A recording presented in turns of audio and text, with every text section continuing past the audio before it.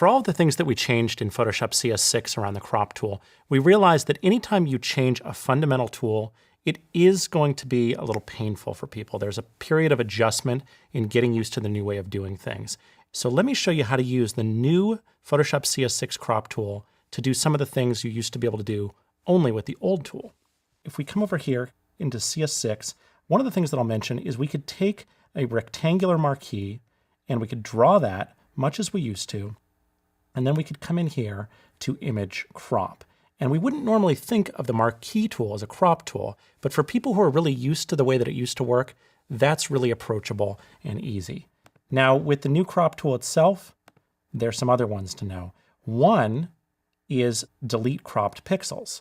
Now, with that unchecked, you have non-destructive cropping, and that's really powerful because you can go back and you can re-edit your image and get access to the data that you threw away. But not everyone wants that. So if you want to get rid of your whole image when you crop it and not create any layers, check this checkbox and delete the whole image.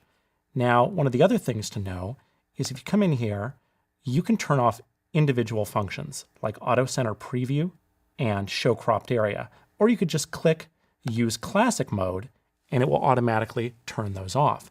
So that now, when I rescale this, I'm going to have a different experience. And when I crop it, you notice that there are no layers. And if I come back here and reselect the tool, I don't have any other data there. My image is truly gone and I've cropped it and I've applied that there. Now, I think one of the most important ones here is when it comes to front image. Now, prior to CS6, you could hit front image and you could prompt the dimensions of your image and you could force that into the crop fields. And people wonder how you might do that with the new tool. So what you want to do is come down here to size and resolution, and you can either input your different sizes, or you could come right in here to the drop down and source and say front image. And I've plugged that information in here. Now this is one of those areas where you can take the best of the old and the new, and you can save that as a crop preset. And that's really handy because you didn't have access to those presets before. So those are a few ways that we thought about the old way of doing things and understood that some people just like things the way that they used to be.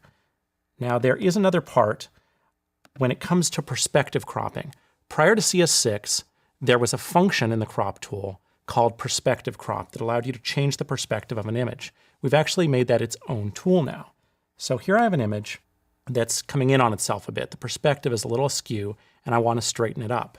So if I come over to the crop tool, I'll see that nestled under that is what's called the perspective crop tool. This is a new tool that used to be a behavior of an old one. And the way that this works is I draw my rectangle around it and I drag my lines in to line up with part of the image. You can see the door frame on the left there. I'm going to do the same thing on the right-hand side, and it's a little more extreme on that side. And then I'm going to tilt it a bit and try to match the horizontal line to one of the horizontal lines on the image. When I'm ready, I can just hit enter and apply that, and you'll see that the image straightened up. So we still have all of that functionality that we had prior to CS6. We've just created a new tool for it. So there you see a whole bunch of changes to the CS6 crop tool for new users and older legacy users as well.